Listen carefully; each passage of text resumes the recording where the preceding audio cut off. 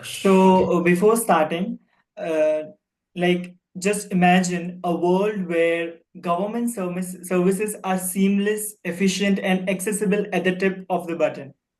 I mean, it sounds like a dream, right? Well, with smart technology, this is not just possible, it's happening. Hello, everyone. I am Kuzema Raj, a junior digital marketer at Pragmatic Techsoft.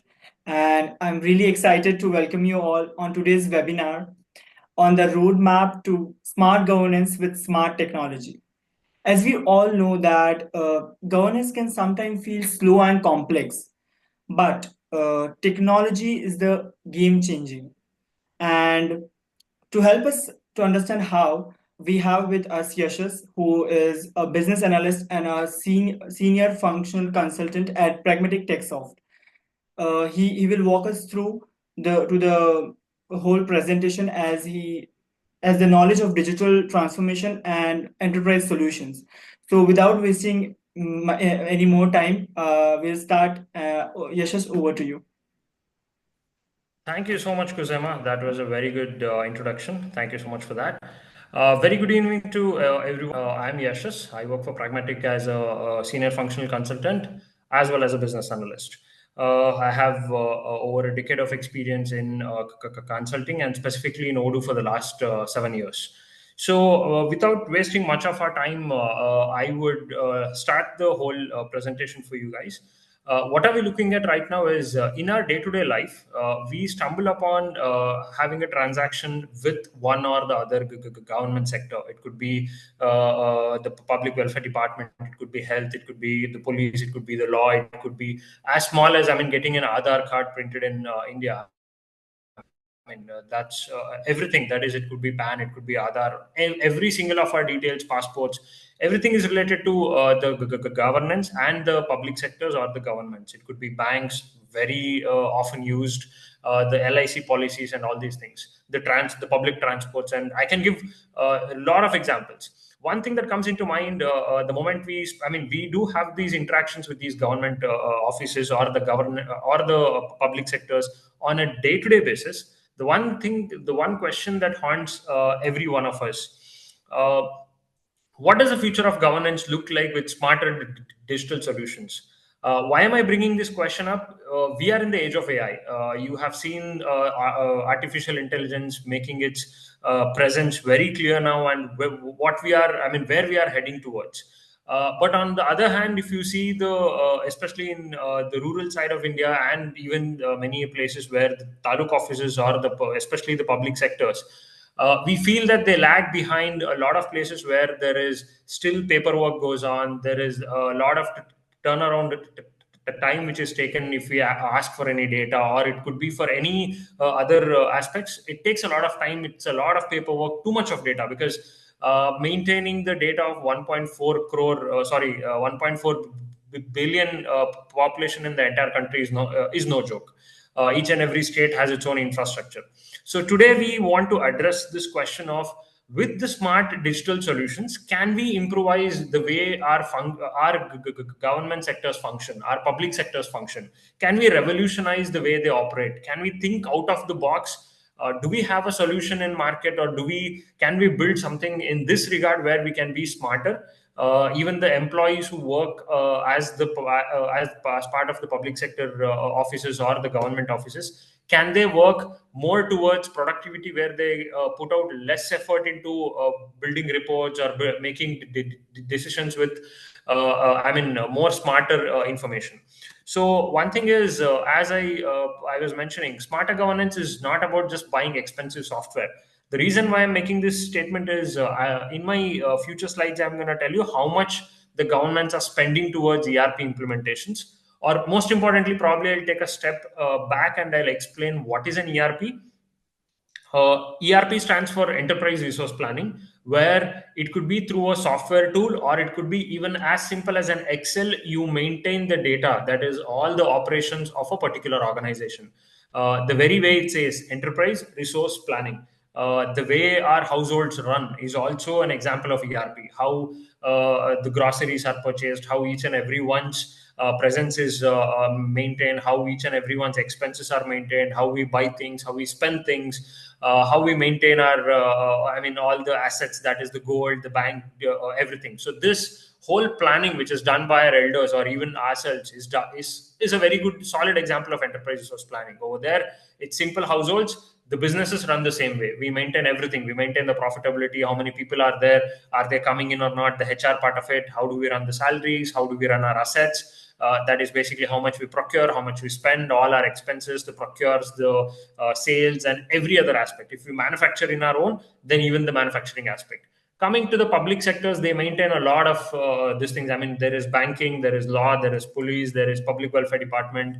So all these things, there are LICs, LIC corporation. I mean, basically life insurance corporations. There are so many other public sectors where service is the core of the industry. So with this, the question comes: can smarter ERPs, can smarter digital solutions bring in the revolutionary aspect into the governance? So it's about, as I said, it's not just about spending too much on the ERP tools, the existing or the legacy ERP tools, rather than it is using the right technology in the right way. So let's get started with this and then see what all aspects we know so far. And I will be presenting few statistics, few facts, and then we also look into where are we right now and what could be our future with ERP. So, as I said, the public sector deserves technology that works and not just technology that looks good on paper. The reason why I'm mentioning this is because if you observe the budgets of our union government and our state governments, they spend a lot of money.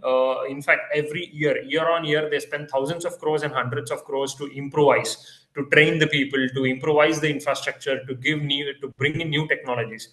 But in reality, is a common citizen getting this facility at the end? Because he'll be the any person, he or she will be the person who gets to interact with the public sector office, and they have to get the ultimate this thing, that is result, whether it is use of access, ease of access, and then am I getting the data right at the right time at the right moment. So all these things matters a lot. And also on part of the government, where the employees, how well they are able to operate the things, how well they are able to accumulate the data, how well they are able to present the data, and all these things are, is it safe? So all these things matter. So as I said, it's not just, it doesn't make sense if it just looks good on paper, but it also should work in real. So that's what we are looking at. What we propose is, you have seen, I mean, you might have heard in the news, or you might have watched industries grow around you. For example, probably you might have heard that one company was a bootstrap company a year ago. Now it is a multi-million dollar company, because not just with the business ideas, they also had good ERPs in place, where the ERPs helped them arrive at a better solution, arrive at a better idea, streamline their processes. If the same ERP can work for the public sectors, why can't we make the same ERPs work for government sectors? So that is where our thought process is. That is, we at Pragmatic are thinking in such a way that why can't we revolutionize? Why can't we make use of this technology and make the government agencies smarter, take better decisions, smarter decisions, faster decisions, transparent decisions? So all these things come into place. Moving ahead, I'll present a couple of statistics about this. When the government systems fail or lag, usually we don't see any government systems fail, but they definitely lag, because we have seen this in reality. So it's not just that the budget that suffer, it's the public trust. Sometimes you might have seen the applications go, I mean, the websites gets crashed. Sometimes the even website gets hacked. Sometimes even they'll be not be able to present the data. They'll not be able to give you the reports that you would immediately require. So there are a lot of hiccups. The glitches are there, technical glitches are there, technical hiccups are there. So couple of things, statistics I would like to provide, numbers and statistics. This is on a global scale. 67% of government projects are delayed because they are outdated systems. If they want to integrate a new process, if they want to integrate a new system, it takes longer time than they actually stipulated, because the older systems are very rigid, and they need newer technologies, and too much of applications will start to come in force. The other one is 1.2 trillion US dollars are wasted annually due to inefficient public sector this thing that is basically infrastructure. We are not able to get the right ROI, that is return on investments. The public is not able to get the return on investments. The people who work towards work in these offices are not able to get the right ROI. And then there is 70% of the government employees struggle with legacy software because, as I said, in any government office, there are people ranging from 20 years of age to 60 years of age. And there are generation gaps. Few people would like to still go with paper. Few people would be very interested in modern technologies, but they don't have the necessary IT to work on. So, because of which, a lot of people are stressed. A lot of people are not able to give the 100% results that they're actually supposed to. So this is where the actual necessity comes into picture, where we need to think as common citizens, and we as implementers, or we as business analysts are made to think: can we revolutionize? Can we rebuild? Can we rethink? It's not about reinventing the whole wheel, but we already have some things in place. We know that, as I said, AI, the new digital platforms are coming into picture. They are able to revolutionize. They're already proven their success in corporate industries. It could be manufacturing, retail, and service. Why can't we apply the same for government?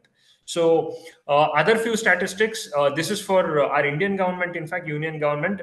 55% of global ERP, these things, that is, government agencies across the globe use ERPs. That means 45% of the government agencies still do not. They haven't adopted the ERPs yet. And then a couple of examples: our Indian Railways use SAP ERP for asset and operations management.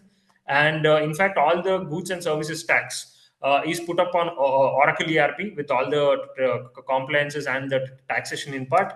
And then there is a specific ERP tool developed from the government for e-marketplace portal that is exclusively for purchase.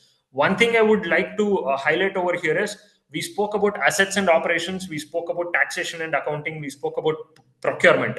And you can think over here, you can see on my slide, all of these are achieved right now in 3 different ERP platforms. So keep this in mind, because we also would be running into a deadlock situation or into a multiple ERP situation for one single office. How better if it can be moved to one? So that's our end goal, or that's where our thinking is heading towards. So if the ERPs are meant to streamline the processes across the globe in manufacturing sector, or in retail sector, or in the service sector, how can we use the same ERP to revolutionize governance? Is our big question. That is the elephant in the room that we are addressing today. So, coming to few more statistics with respect to the numbers, that is the actual numbers. This is with respect to Union Government of India again.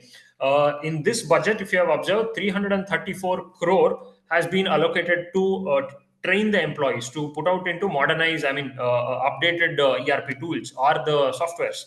And another 100 crores have been put out to administrative reforms and digital transformation. Wherever there is no ERP tool, they want to digitalize that, so that the data is available, the decision making platforms are available. And then there is another 110 crore which is used for Mission Karma Yogi, for upskilling civil servants. That is, civil servants all across India, they work for the states, they work for the union also. So for all of them, 110 crore has been spent just for their training. This data is again exclusively of union budget.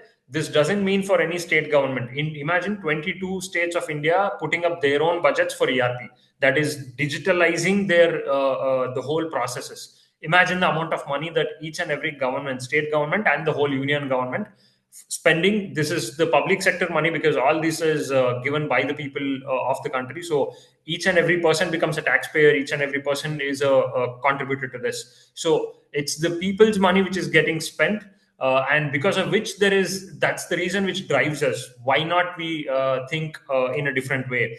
And as I said, the legacy systems create bottlenecks and inefficiencies. And the big question is, yes, they are spending, but is that spending going in the right way? Is it being spent in a right on a right platform? Is the questions that we are answering or addressing today.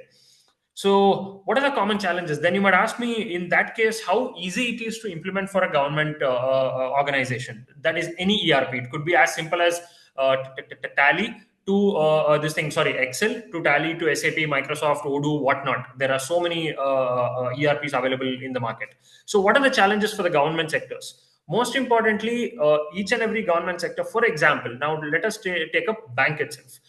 For banking sector, the most important part is the data management of the customers, the clients, and everything, the assets, maintaining all the cash, all the transactions, and also putting up. I mean, to run a bank, you need a building, you need few people, you need all the procedures in place, all the documentation is in place. So these are a lot of processes. Just to put in place, you need procurement to maintain all the things, you need finance, because you the whole I mean, the core value of banking itself is finance. And then you need HR to maintain all the HR and payroll. You also need marketing and the maintaining of all the customer data, that is basically the CRM and sales and the marketing, which comes into picture, where we take up all the leads, we take up all the I mean, the customer related data and maintain. So you can see pretty much. And also, with so much of documentation, we might need the documents also, that is digital copies of all these documents. Right now, if I mention it, probably I'll give you a much better example. If you have visited any retail store, just ask them out how many systems, software systems are there in place. You can find out that there are multiple systems which are available over there, that is multiple ERP tools which are available. So that means it's not just one tool which is catering to all the needs, but there are multiple tools which are bringing up the these things, that is making the whole system work. In similarly, in any government organization, multiple ERP tools will be used, and we call it as silos, data silos. And when each and every one has to interact and get the data, that becomes a huge bottleneck. Then comes the most important thing, is the cost of ERP implementation. I'll later present the statistics for you. Each and every implementation can go more than like hundreds of crores. One implementation for one department. Imagine the entire governance of all the departments coming into place. And security and compliance risks, which I have already mentioned. You have recently, with the advancement of technology, we also have the risk of cyber attacks. We also have the risk of infrastructure lags. I mean, the hacks and lags. And then comes the most important part, is the customization and scalability. Today, my governance, this particular department has only 4 functions. Tomorrow, it might expand to 6 functions. Day after tomorrow or the next month, a new rule can come up and it can crumble or it can scale up. So, is my tool or is my government office capable to handle this? Is my digital solution capable to handle all this? And last but not the least, is the most important part, is the user adoption. That is, yes, we have a tool, we have the government, we have all the money coming in place, we have the right tool, but is it easy for the user, that is the banking officer or the police officer or the doctor or the lawyer or the public welfare department person or the electric guy, is it easy for him or her to use? How easily they are able to give a report? How transparent is the system for a user? If you want to go and check the profit and loss of any government, profit and loss report of any government sector, is it possible for you? Why not? Because traceability and the this thing, that is non-ambiguous reports, and most importantly, the data being available over there, is one of the key aspect. So these are all couple of challenges, and then we would like to put out, as I said, the adaptability becomes the big question. Going further, what we feel as a roadmap for any particular governance is, what if there was a solution, or if there is already a solution, why can't we adopt it, where it addresses these key aspects? One is, most important part, is a cost. Instead of spending thousands of crores, what if we can have a solution which can reduce the cost, but which can give smarter this thing, that is solutions, which can give ready solutions, or which can, even if it's tailor made, or even if it has to be customizable, what if it can give me the scalability that I'm looking for? What if there is a tool which is easily to adopt and easily to learn for a user, that is, maybe if at all I am a part of public sector, or I am a part of government office, how easily can I learn the aspects? How easily can I generate a report? How easily can I merge the data and present it? Then comes scalability. How well, if my processes grow in 1 year, is it customizable, or should I have to again go back to one more ERP implementation just to have one scalability platform? So and then most importantly, yes, the security and the stability. Can my ERP or the digital platform be hosted in on the premises, on cloud, in my mobile app, in my web app? Is this multi-dimensional possibility there?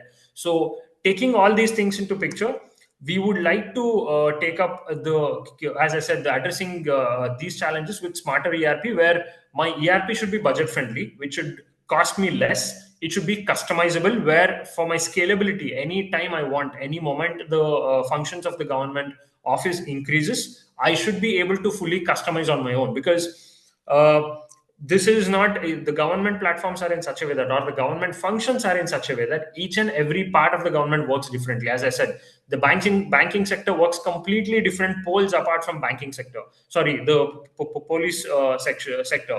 The same thing, the police sector, how it works doesn't work anything related for the doctors. Same with lawyers, same with public welfare department, same with electricity, same with water. So there are so many departments of public sector and governments which have their own processes, which cannot be fit into a one tailor-made solution. That, I mean, it is not available in the market, or it is not available for one immediate grasp and adapt it. So we need something which is fully customizable according to its own needs. And then most importantly, with all these things, we should also be able to integrate with the all the report portals or the government portals, where all the details should be immediately be uploadable and downloadable, so that all the transactions happen seamless. And then as I said, the most important thing is user friendliness and the security. That is, we have to make sure that all these platforms abide by the security norms and the cyber security norms, so that we don't get hacked, or the data stays intact. So, as I said, if we can, and is there an ERP? Will there be a possibility where we have an ERP which can, if it's not directly available in the market to ready to adapt immediately, is there something which can be like pretty much solving all my challenges, and which can encompass all the functions of the ERP?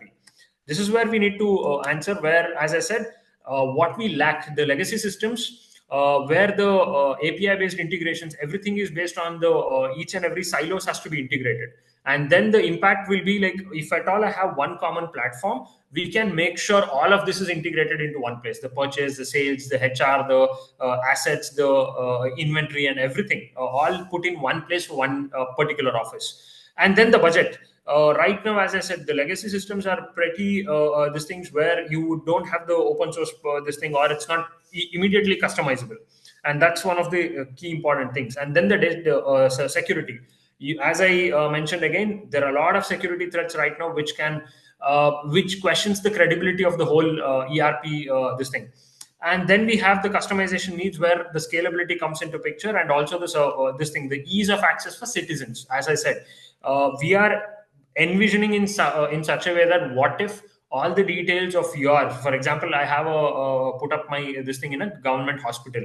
What if I can get all these details in one particular mobile app or in a web page, so that I don't have to literally carry all the files, maintain all the things? It could be even with the police, it could be even with the law, it could be even with doctors, or it could be with the water or electricity, any department.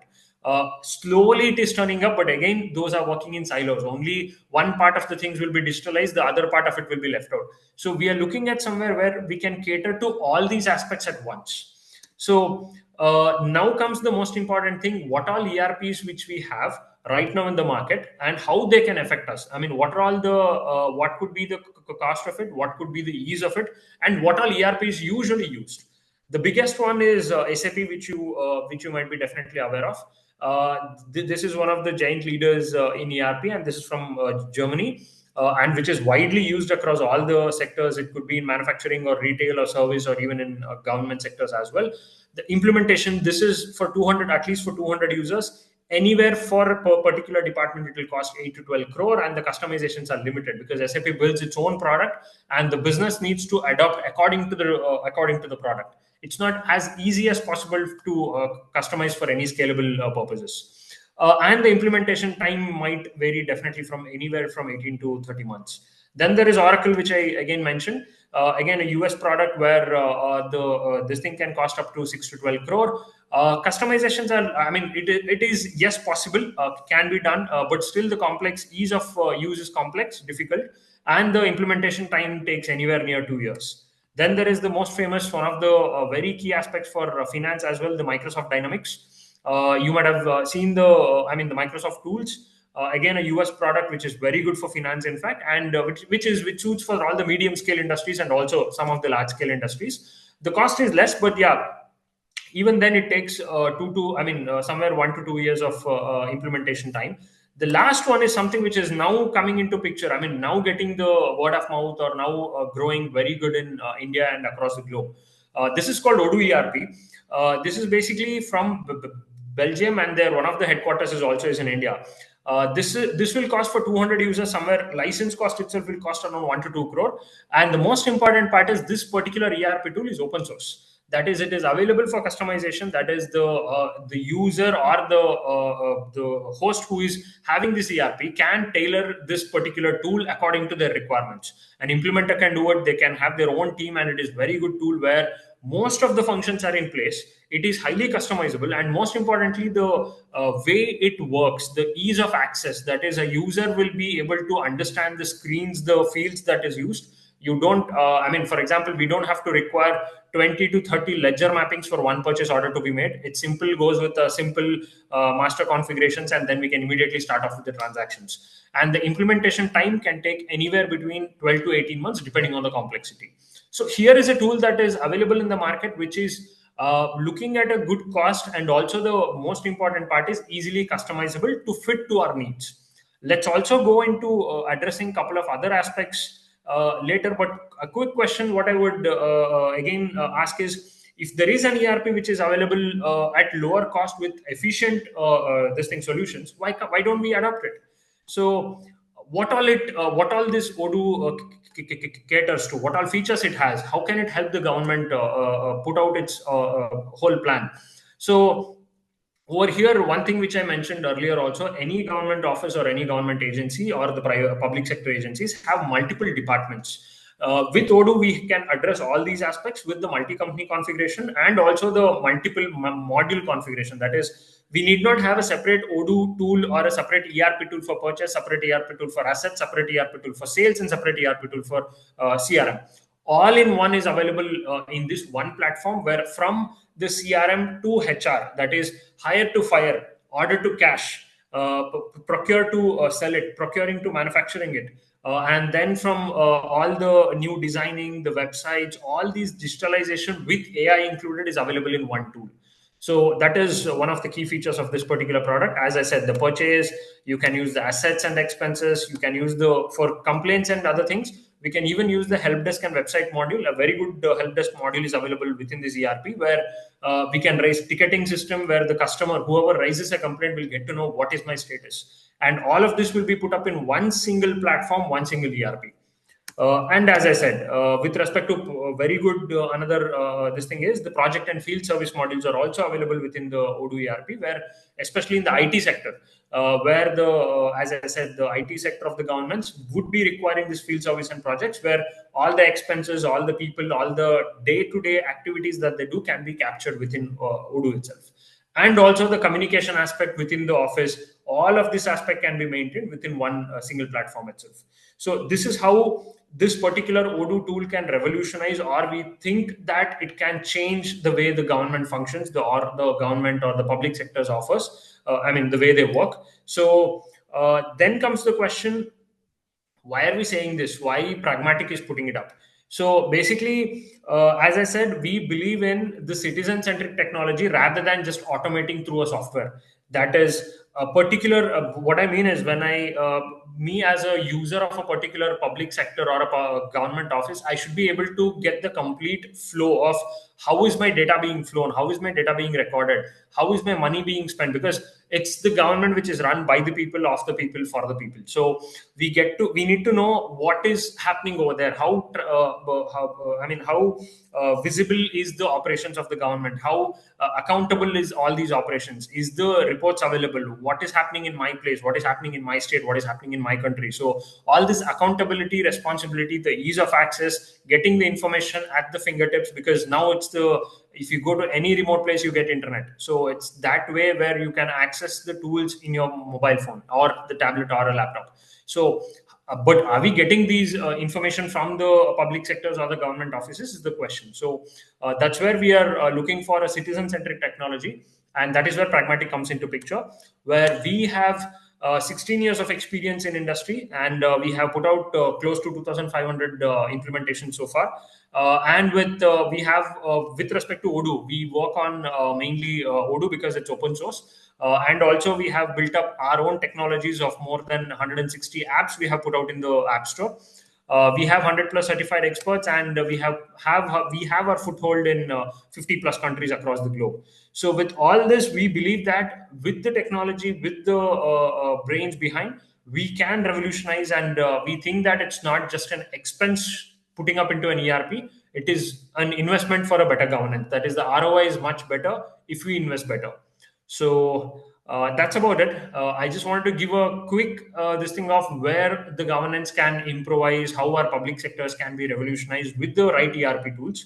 So I believe I have given some hints on where we can head start, or where we can start off, and how we can take it up. If you have any questions, feel free to ask me, or you can scan the QR codes and you can put it up as well. Thank you, team. Thank you, guys.